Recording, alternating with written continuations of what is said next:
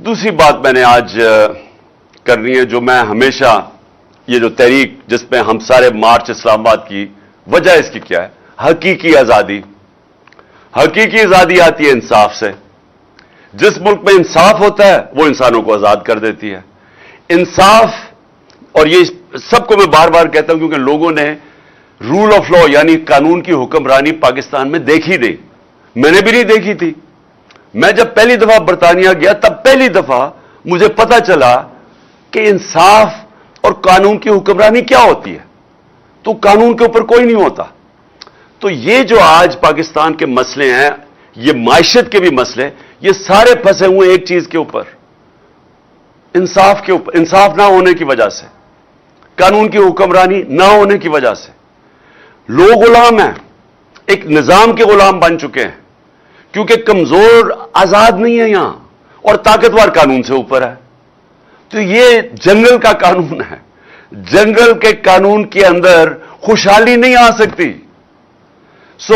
یہ جو میں آپ کو معیشت کے بتایا ہے، یہ اصل میں ہماری ملک میں خوشحالی معیشت تب ٹھیک ہوگی جب ہم اپنے انصاف کا نظام ٹھیک کریں گے. اب میں آج پھر، اور میں ہر روز اپیل کرتا ہوں اپنے respectful honourable chief justice Pakistan کہ 3 آپ کے پاس کیسز ہیں. یہ تینوں لینڈ مارک کیسز ہیں. اور یہ تینوں کیسز کو اور کوئی طریقہ انصاف لینے کا نہیں سوائے آپ کے پاس آنے کا. ارشد شریف پاکستان کا نمبر 1 انویسٹیگیٹو جرنلسٹ، ایک محب وطن پاکستانی، ایک ایسا صحافی جس کے ضمیر کی کوئی قیمت نہیں تھی. دھمکیاں دی گئیں، ڈرایا گیا، ایف آئی آرز کاٹی گئی، ملک سے باہر بھگایا گیا اور پھر قتل کیا گیا، شہید کیا گیا. چیف جسٹس صاحب، اس کے لیے آپ کے سامنے ہمارے سارے ممبرز پارلیمنٹ، سینیٹرز، انہوں نے آپ کے سامنے پٹیشن رکھی ہے. دوسرا، اعظم سواتی، یہ بھی ایک لینڈ مارک کیس ہے کہ ملک کے سینیٹر کو ایک ٹویٹ کے اوپر جس میں وہ تنقید کرتا ہے جو ساری دنیا میں جس کی اجازت ہے، اس تنقید کے اوپر اس کے پوتے اور پوتیوں کے سامنے اندر گھس کے گھر کے اس کو صبح کے 3 بجے ان کے سامنے مارا جاتا ہے اور پھر اس کو حوالے کیا جاتا ہے. اس کا جو اعظم سواتی نے نام لیا، جو 2 نام لیے فہیم اور فیصل، ان کے آدمیوں کو جو ننگا کر کے اس کو تشدد کرتے ہیں. کدھر سے انصاف ملے گا؟ اس لیے آپ کے پاس آئے ہیں چیف جسٹس صاحب. اور تیسرا میرا کیس ہے، ملک کا ایکس پرائم منسٹر، سب سے بڑی پولیٹیکل پارٹی کا ہیڈ، وہ پاکستانی جو 50 سال سے یہ قوم جانتی ہے جس کو، اس کے اوپر قاطعانہ حملہ ہوتا ہے. پہلے سے بھی میں کہہ دیتا ہوں، مجھے پتا ہوتا ہے، میں اس کے اوپر 2 تقریروں میں آج سے 1.5-2 مہینے پہلے بتاتا بھی ہوں کہ یہ انہوں نے کرنا ہے، کہ دینی انتہا پسند نے غصے میں آ کے اس کو قتل کر دیا. یہ پوری سازش بنی ہوئی تھی. میں 3 نام لیتا ہوں، لیکن پولیس، پنجاب پولیس ہمارے نیچے کہ میری ایف آئی آر رجسٹر نہیں کرتی. First information report F I R, یہ ایک شہری کا بنیادی حق ہے. میں عام شہری کی بات کر رہا ہوں، لیکن وہ آدمی جو ایکس پرائم منسٹر ہے، اگر اس کو وہ حق نہیں دیا جا رہا تو چیف جسٹس صاحب یہ بڑا ہمارے لیے لمحہ فکر ہے. یہ ایکچولی رول آف لا، نہ انصاف نہ ہونے کا ایک آپ کے سامنے اس سے بڑا کیا مثال ہو سکتی ہے کہ میرا یہ بنیادی حق تھا کہ میں 3 لوگ جو میں سمجھتا ہوں اس میں ملوث تھے، ان کے اوپر نام لکھوں. انویسٹیگیشن ہوگی، ہو سکتا ہے یہ بے قصور نکلائے، میں غلط ہوں، لیکن ہے تو میرا حق. تو ہماری حکومت ہوتے ہوئے پولیس نے کہا جی ہم نہیں کر سکتے کیونکہ وہ بہت طاقتور لوگ ہیں. پولیس ہمیں کیا کہتی ہے؟ پولیس وہ کہتے جی اگر کسی سے مجھے اس عہدے سے اٹھا دے، کسی اور کو بٹھا کے یہ کروائے، میں نہیں کر سکتا. وہ بہت طاقتور لوگ ہیں. تو یہی تو میں کہہ رہا ہوں کہ طاقتور کے لیے ایک قانون، کمزور کے لیے دوسرا. میں بار بار لوگوں کو وہ نبی صلی اللہ علیہ وسلم کی حدیث اس لیے بتاتا ہوں کہ تمہارے سے پہلے بڑی قومیں تباہ ہوئی. جب طاقتور جرم کرتا تھا اس کو نہیں پکڑتے تھے, جو کمزور جرم کرتا تھا اس کو سزا ملتی تھی. یہ ہے آج ہماری تباہی کا باعث. اگر ایک چیز ہماری تباہی کا سبب ہے وہ یہ ہے, اور یہ ہم 3 لوگ ہیں. وہ تو اور اس لیے چیف جسٹس صاحب آپ کی طرف ہم دیکھ رہے ہیں, کیونکہ ہمیں اور کہیں امید نہیں ہے. اور میں اس کے ساتھ ساتھ ایک اور چیز کہنا چاہتا ہوں. الیکشن کمیشن نے کنٹمپٹ ہمارے اوپر کیا, میرے پہ, لوگوں پہ. ہم 1.5 سال گورنمنٹ میں ہوتے ہوئے کہتے جا رہے ہیں کہ الیکشن کمشنر ایک ایجنڈا پہ ہے. یہ نہ تو صرف نون لیگ کے بڑا قریب ہے, اس کے ہینڈلرز بھی اس کو کنٹرول کر رہے ہیں, اور یہ ہمیں ٹارگٹ کر رہا ہے. 8 اس نے ہمارے خلاف فیصلے دیے, 8 دفعہ ہم عدالت میں گئے, 8 دفعہ عدالت نے ان کو رد کیا. اس کا مطلب اس کے فیصلے غلط تھے. اس کے اوپر الیکشن کمشنر یہ سکندر سلطان اور جو کراچی سے الیکشن کمیشن کا ممبر ہے, ان کے اوپر ہم عدالت میں گئے ہوئے ہیں, سپریم کورٹ میں گئے ہوئے ہیں.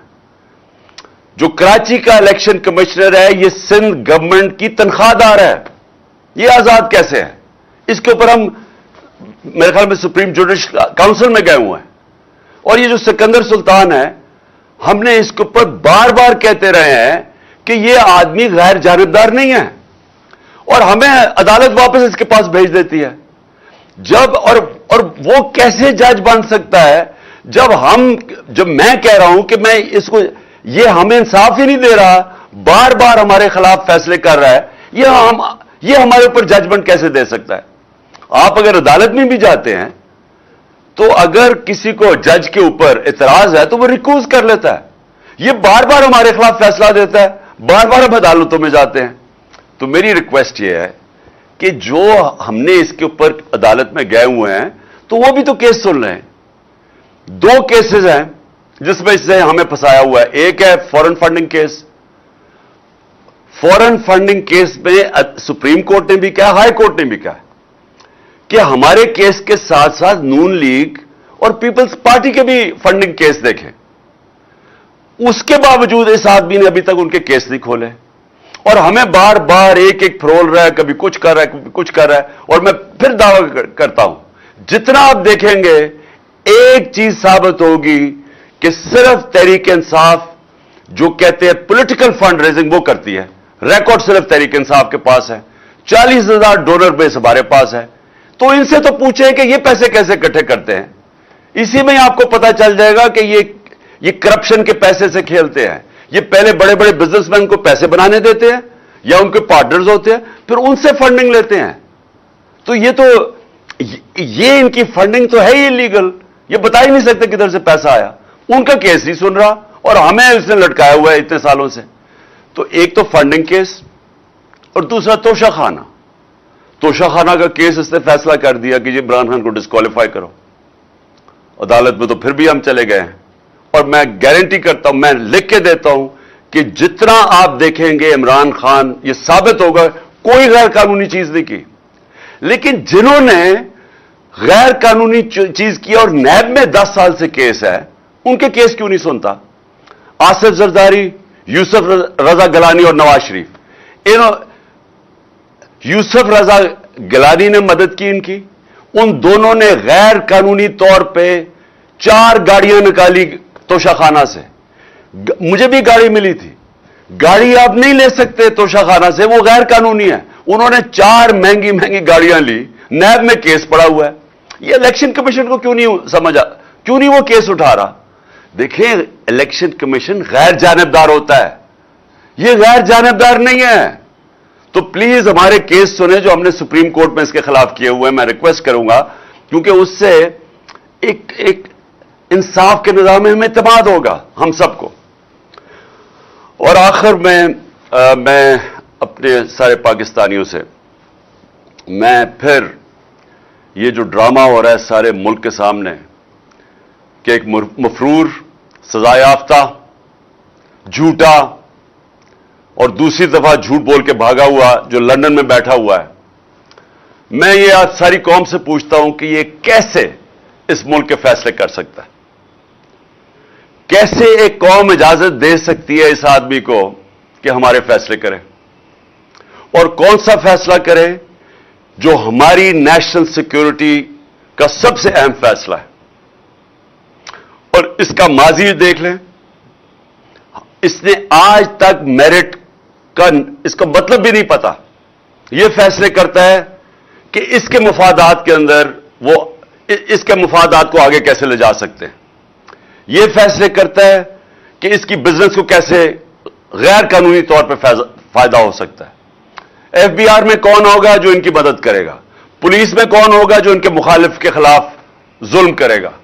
इनकी कभी पाकिस्तान में मेरिट के ऊपर फैसले नहीं हुए। 1993 के अंदर लाहौर हाई कोर्ट के अंदर केस हुआ। Chief justice Lahore high court ने पूछा उस वक्त के आईजी अब्बास खान से कि क्यों पंजाब पुलिस में इतनी करप्शन है। यह 93 की बात है। आईजी अब्बास खान ने कहा कि नवाज शरीफ के दौर के अंदर पंजाब पुलिस के अंदर पैसे लेके पुलिस वालों को भर्ती किया गया है। और फिर उसने कहा कि कई लोगों को भर्ती किया जो मुजरिम थे, जो जुराइम पेशा लोग थे, उनको पुलिस में भर्ती किया गया। यह 93 की बात है। तो इससे हम ये आज उम्मीद लगा के बैठे हुए हैं कि यह दयानतदारी से पाकिस्तान की अहम फैसला करेगा। मैं तो आईनी तौर पे तो खैर शहबाज शरीफ वो ही करेगा जो नवाज शरीफ कहेगा, तो आईनी तौर पे तो शहबाज शरीफ कर सकता है, लेकिन क्या इखलाकी तौर पे यह होना चाहिए? देखिए, जमहूरियत डंडे के जोर से नहीं चलती, जमहूरियत बंदूकों के जोर पे नहीं चलती, जमहूरियत इखलाकियात पे चलती है। इसलिए बरतानिया का प्राइम मिनिस्टर जब वो भारी अक्सरियत से डेविड कैमरॉन जीतता है इलेक्शन, तो वो रेफरेंडम जब हारता है उसको कोई जरूरत नहीं थी इस्तीफा देने की, वो इस्तीफा दे देता है कि जी मेरे पास इखलाकी कुव्वत खत्म हो गई है। तो इखलाकियात के ऊपर, क्योंकि हमने बरतानिया से ली हुई है जमहूरियत, उसकी बुनियाद इखलाकियात के ऊपर रखी हुई है। एक उनका प्राइम मिनिस्टर झूठ बोलते हुए पकड़ा जाता है, वो रिजाइन कर देता है कि मेरी वो इखलाकी, मेरे पास वो ताकत नहीं है हुकूमत करने के लिए। तो यहां एक मफरूर जो पाकिस्तान के 5 मेंबर सुप्रीम कोर्ट ने उसको सजा याफ्ता करवाया, जो झूठ बोल के मुल्क से बाहर भागा है, वो आज हमारा फैसला कर रहा है। क्या ये मुल्क की ये सिर्फ ये नहीं कि ये मेरिट पे फैसला नहीं करेगा, और मेरिट के ऊपर ही जब इदारों में फैसले होते हैं तब ये इदारे ऊपर आते हैं। मेरिट, इदारों को तबाह करना हो, मेरिट खत्म कर दो। तो दुनिया में मेरिट की वजह से इदारे मजबूत होते हैं। तो ये एक तो मेरिट पे नहीं फैसला करेगा, और दूसरी ये सारी कौम का हमारी इखलाकियात का मजाक उड़ रहा है कि हम और नीचे गिर रहे हैं। पहले चोरों को ऊपर मुसल्लत कर दिया, चोरों ने अपने केसेस सारे खत्म कर दिए। आहिस्ता आहिस्ता शहबाज शरीफ के 4 गवाह मर गए आते साथ ही, जो 16 अरब एफआईए के केस में थे। उसके बाद इन्वेस्टिगेटर, वो बेचारा डॉक्टर रिजवान भी मर गया। किसी ने पूछा ही नहीं किसी को कि ये क्या हो रहा है कि लोग एकदम आते साथ ही मर गए। वही राना सनाउल्लाह और शहबाज शरीफ ने जो मॉडल टाउन के अंदर दिन दिहाड़े टीवी के ऊपर लोगों की कत्लेआम की, उनको कोई पूछता नहीं है। और फिर यही वो लोग वापस आके केसेस भी अपने खत्म करवाते हैं, हर किस्म का जुल्म करते हैं पाकिस्तान पे, सहाफियों के ऊपर जुल्म करते हैं, इस मुल्क के मीडिया के ऊपर क्लैम्प डाउन कर देते हैं। और फिर एक ही कोशिश है कि झूठे केसेस करके तो किसी तरह इमरान खान को निकाला जाए। और मैं अभी आपको बता रहा हूं कि नवाज शरीफ सिर्फ जिसको भी यह फैसला करेगा ना कि आर्मी चीफ बनेगा, ये उससे एक चीज मांगेगा। ये मैं, क्योंकि मैं इसको 40 साल से जानता हूं, मैं इसको आपसे नहीं, मैं ये जब जमखाना में अपने अंपायर खड़े करके मैच खेलता था, मैं तब से जानता हूं इसको। ये एक चीज मांगेगा कि तुमने किसी ना किसी तरह इमरान खान को डिस्क्वालीफाई करवाना है, तुमने इसकी पार्टी के ऊपर जोर डालना है और मेरे केसेस खत्म करने हैं। मैं आज अब इसको और कोई फिक्र नहीं है कि ये इसने कोशिश करनी है कि रास्ते से किसी तरह इमरान खान को हटाया जाए, क्योंकि है बड़ा बुज़दिल आदमी, इलेक्शन से भाग रहा है, मुल्क को दांव पे रखवाया हुआ है। इलेक्शन के बगैर मुल्क आगे नहीं बढ़ सकता। ये इलेक्शन इसलिए नहीं करवाया क्योंकि इसे हार जाना है, और सिर्फ अपनी जात के लिए सारा मुल्क आज जिधर खड़ा है और जिस तरफ जा रहा है, और जिससे मैंने शुरू की थी आज की तकरीर कि जब एक मुल्क का रिस्क फैक्टर कर्जे वापस करने का जब वो रिस्क 64.5 पे पहुंच जाए, कोई दुनिया उसको पैसे नहीं देती, उधर कोई इन्वेस्टर नहीं आता उस मुल्क में। उस मुल्क में से बल्कि अपने लोग डॉलर खरीदने शुरू हो जाते हैं, क्योंकि उनको खौफ आ जाता है कि इकोनॉमी तो आगे नहीं बढ़ेगी। वो मुल्क माशी तौर पे तबाह हो जाता है। और इन्होंने 7 महीने में, मैंने शुरू में आपको बताया कि इकोनॉमिक सर्वे बता रहा है पाकिस्तान का कि 17 साल के बाद गवर्नमेंट की बेहतरीन परफॉर्मेंस थी। इनका इकोनॉमिक सर्वे, हमारा नहीं, इनके दौर में जो शाया हुआ इकोनॉमिक सर्वे कह रहा है कि ये 17 साल में बेहतरीन परफॉर्मेंस थी, और उधर से इन्होंने लाके मुल्क को डिफॉल्ट पे खड़ा कर दिया है। और आज ये सिर्फ इससे इलेक्शन जो बचा सकता है वो नहीं करवाना चाहता, क्योंकि इसको डर है कि इमरान खान जीत जाएगा, और है बड़ा बुज़दिल आदमी, करप्ट आदमी होते ही बुज़दिल है, इसलिए इसने इलेक्शन नहीं करवाना, और इसलिए मुल्क की तकदीर से ये खेल रहा है। और आज आपकी जो हमारी मार्च है, इसका मकसद ही ये है कि हम इस मुल्क को आजाद करना चाहते हैं, इन चोरों से इंसाफ के जरिए इंसाफ करना चाहते हैं, आजाद करना चाहते हैं। और अगर इंसाफ होता, ये सारे आज जेलों में होते, एक किसी कभी भी ना होता कि इस तरह के लोग आज मुल्क की मुस्तकबिल से खेल रहे होते। और इंशाअल्लाह हमारी जो ये मार्च है, जब ये पिंडी पहुंचेगी और अवाम आएगी पिंडी में, तो सबको एक पैगाम चला जाएगा कि बाशऊर कौम है, ये अब इन चोरों की गुलामी नहीं करने लगी। पाकिस्तान जिंदाबाद। ये जो इंपोर्टेड सरकार है, घुसपैठ